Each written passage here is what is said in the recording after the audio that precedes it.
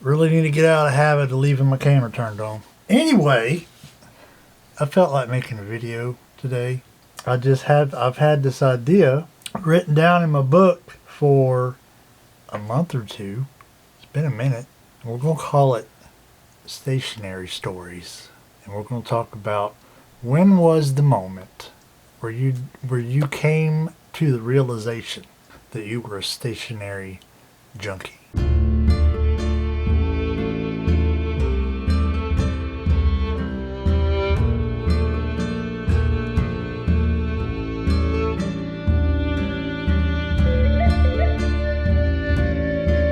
Welcome back to Stormin' Norman Says. I'm Stormin' Norman.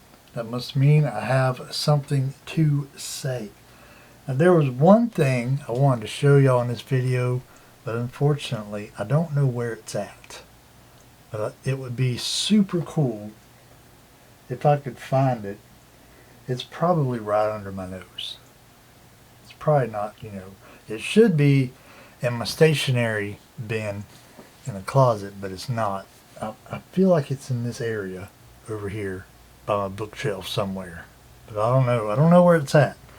But I wanted to show y'all my first traveler's notebook, and maybe someday when I'm cleaning or moving, whatever, I'll find it and I can show it to y'all. But it's not actually a traveler's notebook. The thing is, I became aware of what traveler's notebook. Y'all know how much I love the one I have. Both of the one, even though I don't use this one. Y'all know how much I love them. It's just, I can't explain it. If you know, you know, kind of thing. But it was like 2017 or 2018. I don't know how I came across the traveler's note. This is just, I told you, it's story time, okay? We're not going to show it to you because I don't know where it's at, but I'm going to still tell you a story about it. It was like 2017, 2018-ish. I don't know how I discovered traveler's notebooks, but maybe it was on YouTube or something. There's that light dying. Ain't that a shame? I knew I should have plugged it in. But it might have been like a YouTube video. I seen the traveler's notebook and I was like, man, that would be super awesome to take to work. Now granted, I've told y'all this part of the story before. When I used to cut grass, I used to have these visions of me bringing a notebook and pen to work and, doing all kinds of writing, which was just not practical in my line of work back then. It just wasn't going to work. Even when I was I bought it when I was at the retirement home that I used to work at, and I drove a golf cart around all day, and I thought I'd just keep it on the golf cart. Nah. Not practical to do that either, but I thought it was. So I didn't know that Traveler's Company was an actual brand at the time. So I just went on Amazon and I typed in Traveler's Notebook, and it showed me all these things, and I ordered one that was cheap. I didn't know how much they cost either. Didn't know nothing. This was back in my baby stationery days. And what they gave me, like as far as I knew, it was a traveler's notebook, because like I said, I didn't know what one actually looked like in person. But I never did use it. I used it at home a little bit. Like I remember when me and my wife were planning our wedding, I proposed to her early 2019. And I remember there's some stuff written in there like pertaining to our wedding that we were planning out. I don't remember exactly what it was. And so that was basically it. I never did take it to work. I might have took it to work once or twice until I realized this ain't going to work. It didn't really get used. And it sat around, and now my other light died. I don't have enough chargers to plug that one in. Later on, when I actually discovered what an actual traveler's notebook was, I was like, oh, that thing I have is not a traveler's notebook. It was like, I don't know if I've ever showed y'all the Moterm one I have. It's kind of not great leather on that thing. It's pretty crappy leather. But it was only about this tall. It was like a traveler's notebook that they cut about 2 inches off the top. It was bigger than a passport, but smaller than the standard. And I realized, like, oh, this ain't a traveler's notebook. I thought it was. I guess whatever the listing on Amazon, it was probably traveler's style notebook. But someday I would like to find that and show it to you.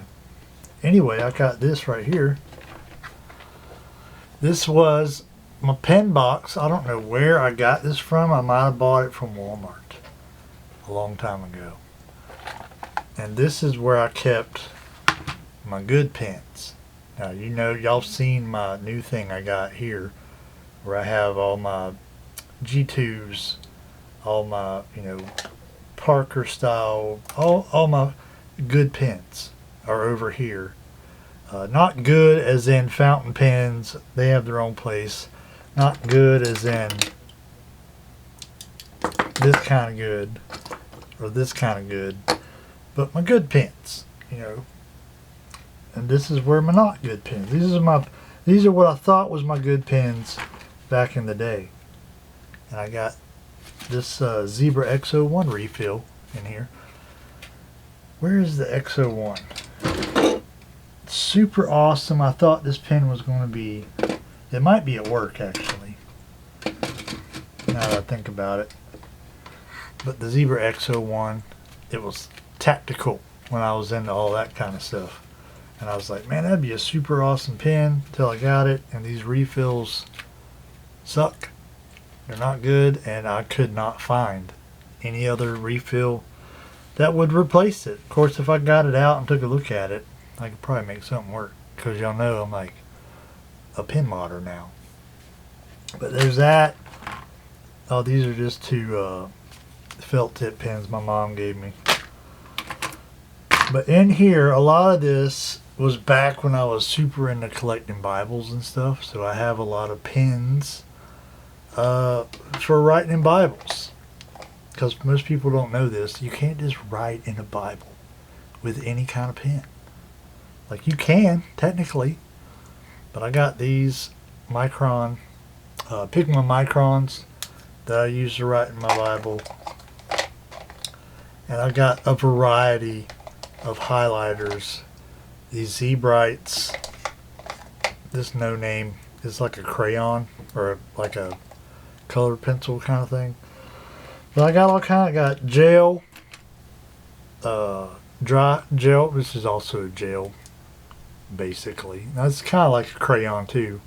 This one. And the Bible study pen, which is it's a multi-pen, but it's also terrible. It's awful. And then I got some old Microns in here that the dog chewed that one up, as in the dog that's laying right here. When she was a puppy, she chewed that up. Got different colors, blue and green, which you think is going to be cool, but when I highlight anything in my Bible, it's yellow. It's just, I'm not a multicolor kind of guy. Yellow works just fine. I got this tactical pen. Tacticalgear.com, I think, is who sells this. Have no idea what kind of refill goes in this. Probably like a Fisher Space pen, but it's, you know, it's tactical. You can use it as a weapon. But I remember my wife loved this pen. She used it all the time. I don't like it. It's heavy. It's big. It's not comfortable to use. It's tactical. Another Fisher. This might be a Ride in the Rain, because I have the Fisher and I have the Ride in the Rain, and they both look identical because they're both made by Fisher. So I don't know which one that is. This, I think I found this when I worked at the car dealership, and I used to pick up trash every morning, and you could find some pretty good stuff around the BMW lot. So I think it has somebody's name engraved in it. I can't quite read it though, but it's a cross. I found a purple cross pen when I was picking up trash around the BMW lot, and that thing was awesome because you pulled it It was like a thing over this thing, and then you pulled the top part out, and it was. It took me like an hour to figure out how to open it, but because I thought you'd twist, and that didn't work. Thought you'd push, that didn't work, and then I pulled it, and it opened up, and I'm like, oh, that is awesome. I don't know where that pin is though. It's long gone. But this is a cross. Who knows how much that thing cost? Another one of those crayon highliners. There's a refill. Wonder where that goes to. Right in the rain. So probably goes in that one pin. A polka pen. You ever seen one of them? Back when I was into my EDC phase that I used to be in, where I thought I had to carry all kinds of stuff in my pocket that was absolutely useless, I got some polka pins. Pull it apart like that. Put it back together, and you got you a full-size pen. That ain't nothing special. But if you just want to carry a pen in your pocket, and if you lose it, you won't cry about it, this is a good route to go. Doesn't take up a whole lot of room. It's about the same size as a space pen. I don't know where my space pen is. There it is. My space pen. Not that you can see it because I didn't put my camera in the right mode. But it's a little bit shorter than a space pen. So it works out. I didn't carry this because, I bought it to put it in my pocket and carry it around. But that thing's not cheap. If I lose that, I'm going to be a little upset about it. So, plus the Fisher pressurized refill, I hate them. I don't like them. They kind of stink. Not a fan. I carried this one to church for a little while. I think this is a uni.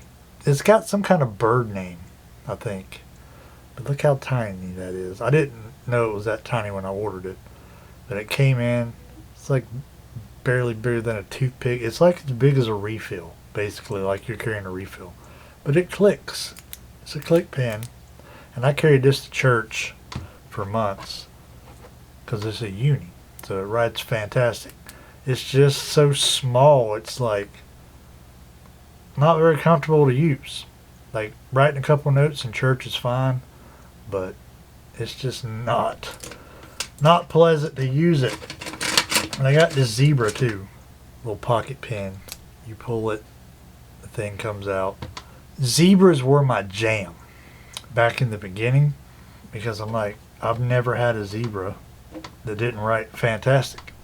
And then I decided one day I was going to branch out, and I bought a uni Jetstream, the ones that I cannibalized. And I was like, okay, these actually write better. I didn't think that was possible, but they do. What else I got in here? Some Zebra, the famous F701. One of the most famous pens as far as the EDC community goes. And of course it's a Zebra, so it writes good. This one don't write good because I dropped it on the floor at work. Yeah, that thing looks like the clip's starting to rust on it too. A laser pointer and a friction, which don't love those. But anyway, the point I'm making is there was a point in our lives.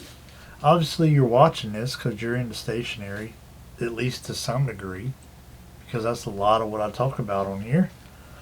And I remember being a kid and going to the store. It was always fun to go to the store with my grandma because she was much more willing to buy me something than my mom and dad were. My mom and dad's favorite answer was, we ain't got the money. My Nana, she had the money apparently. But I would go two places. We go to the grocery store and you could find me in two places looking at the books or looking at the pens. And I'd go look at the pens and I don't know what it was. You could see, the regular stuff on the shelf. Like, I don't know if they had G2s or Intergels or anything back then. But, like, whatever the equivalent was, just a plastic clicker pen, nothing special about it, sitting on the shelf. But my eye would not be drawn to that. My eye would be drawn to something like this. metal, nice and shiny. I'd be like, man, that's a nice looking pen. I like to have that pen. And I think that's how I got my first fountain pen. I've told that story before. I got my first fountain pen because I thought that'd be a cool pen, but I didn't know nothing about it. So it ended up not working out because, like, once it ran out of ink, like, I didn't know what to do.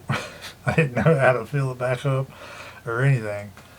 So, but it was that probably in my teens that I started getting the stationery bug, and I started wanting not so much notebooks, because I think probably when you're at that age, when you're in school, like when you're still in junior high or high school, like getting notebooks is not a problem. Like you're going to get every August, you're going to go school shopping and you're going to get notebooks. So notebooks wasn't so much a thing that I found myself into, but pens were. And I just wanted something better than a big crystal. You know, something better than that. And the metal pens, the pens that had some weight to them, the pens that came in one carton, and they were $10 or more. I'm like, I bet that's a nice pen. Just the tactile feel of a nice pen in your hand, the metal, the weight. It just makes all the difference. It makes a pen, makes you want to pick it up again. In most cases, unless it just writes terrible. So I was listening to the Stationery Freaks podcast. It's probably been over a month ago now. And that was their question they were asking on their podcast was, when did the stationery bug bite you?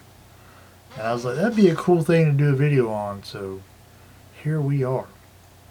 So let me know in the comments if you have some kind of vague memory, at least, of a time in your life when you went, I got the station, like, I like this. Like, you can look back in your past and be like, that this is about the time when I started realizing that not all stationery is created equal. And I like the good stuff. Appreciate y'all watching. A little bit of a blabbery video like every video I do. Just lean into what you are and embrace it. If you're a person that likes to ramble, don't hide from it. Don't apologize for it. That's who you are. Just be who you are. Anyway, I've been Stormin' Norman. I've said things. I need a daggum shower. I'll catch y'all later.